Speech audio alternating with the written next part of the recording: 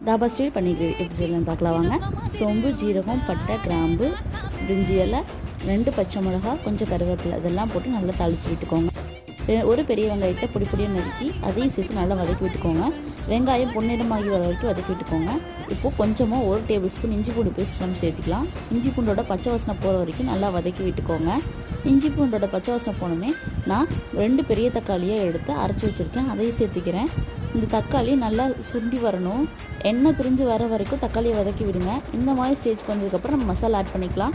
2 table spoon வரமிளகாய் தூள், 1 table spoon கொத்தமல்லி தூள், 1 table spoon garam masala, 1/2 table spoon ஜீரகத்தூள், 1/2 டேபிள் ஸ்பூன் மஞ்சள் தூள், கொஞ்சமாக உப்பு சேர்த்து நல்லா வதக்கி விட்டுக்கோங்க. நல்லா வதக்கி விட்டதுக்கப்புறம் தேவையான அளவு கிரேவிக்கு தேவையான அளவு தண்ணி ஊற்றி கொஞ்சம் உப்பு போட்டு நல்லா கொதிக்க விடுங்க. கிரேவி சுண்டி வரும். இப்போ நம்ம பன்னீரை ஆட் பண்ணிக்கலாம். பன்னீரை ஆட் பண்ணிட்டு ஒரு 5 நிமிஷம் கொதிக்க விடுங்க. கடைசியாக கஸ்தூரி மெத்தி போட்டு இறக்கிடுங்க. மறக்காமல் அபிஸ் குக்கிங் தெரிஞ்சுங்க